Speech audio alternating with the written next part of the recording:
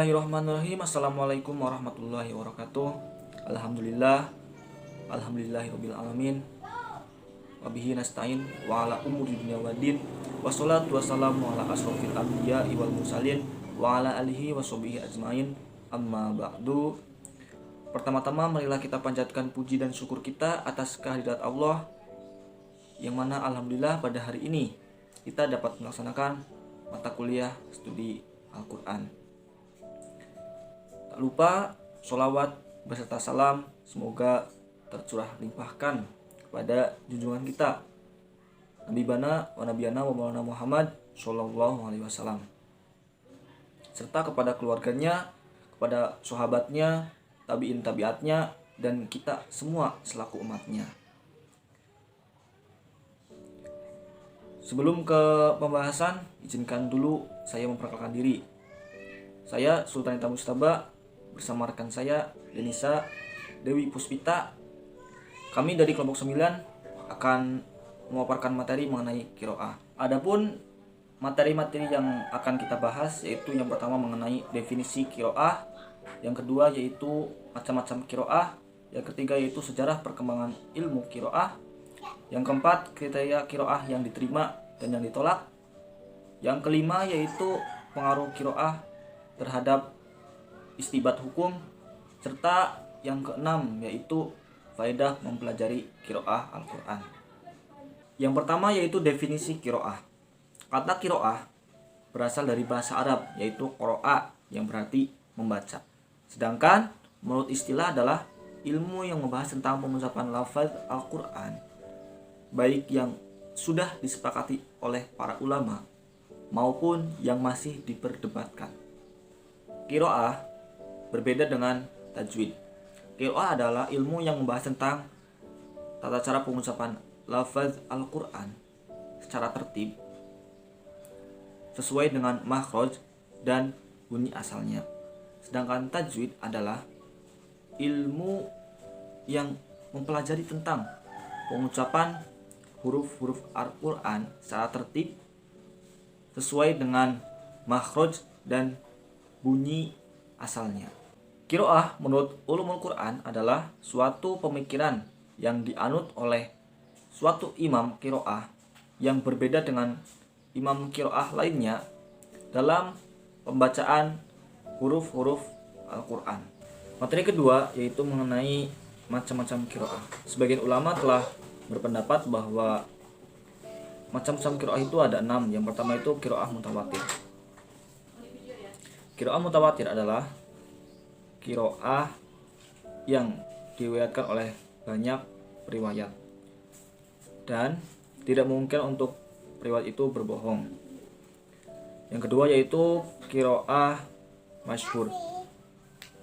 Qiraah masyhur adalah qiraah yang sahih, namun tidak diriwayatkan oleh banyak periwayat seperti qiraah mutawatir. Akan tetapi qiraah masyhur itu sesuai dengan kaidah bahasa Arab dan rasam Usmani. Yang ketiga yaitu qiraah ahad. Qiraah ahad adalah qiraah yang sahih sanadnya. Akan tetapi qiraah ini tidak sesuai dengan kaidah bahasa Arab dan rasam Usmani.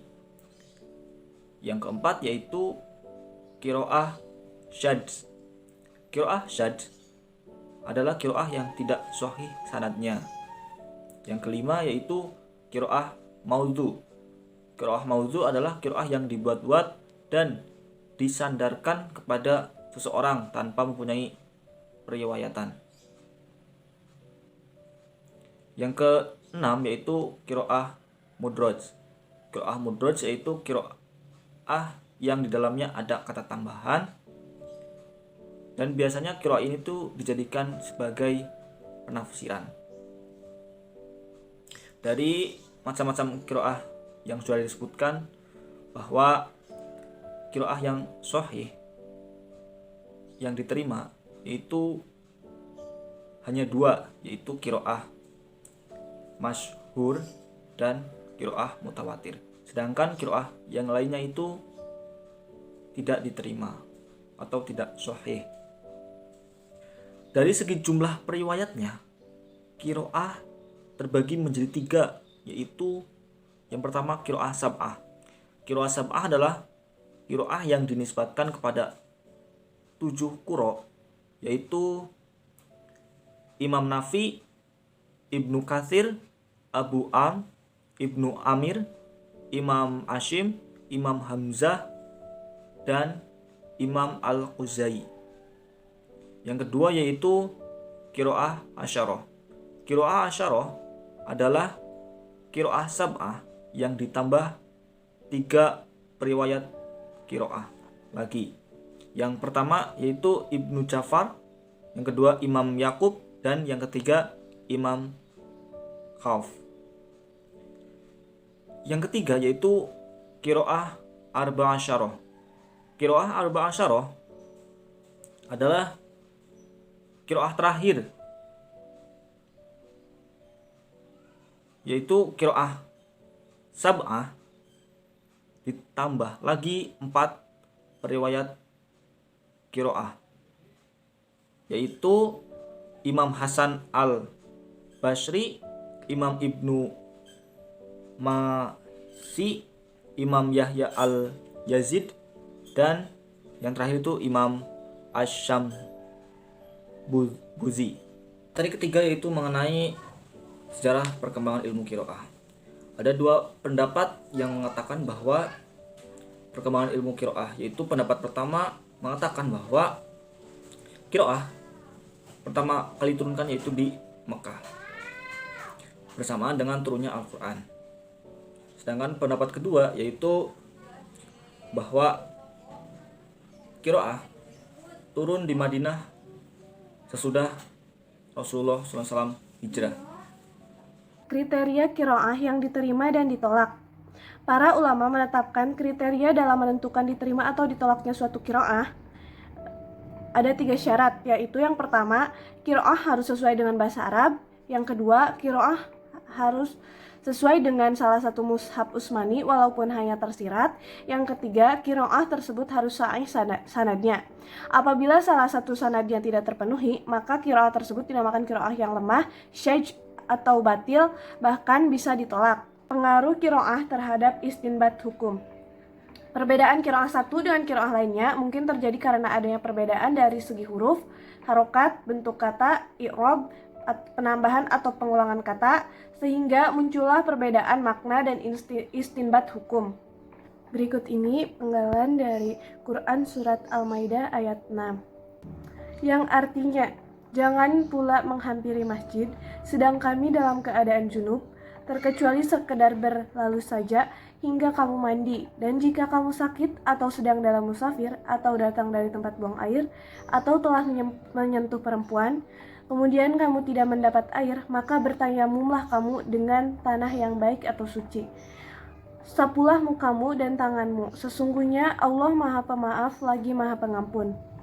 Berdasarkan penggalan ayat tersebut, Imam Hamzah dan Al-Kisai memendekkan huruf lam pada kalimat lamastum, sedangkan ada imam lain yang memanjangkan kalimat tersebut. Menurut para ulama, kata lamastum bila lam dibaca pendek artinya bersentuhan, dan apabila lam dibaca panjang maka artinya bersentuhan sambil bersetubuh. Berdasarkan perbedaan qiraah tersebut, para ulama fikih berpendapat bahwa persentuhan laki-laki dan perempuan membatalkan wudu, dan ada pula pendapat persentuhan itu tidak membatalkan wudu terkecuali jika berhubungan badan.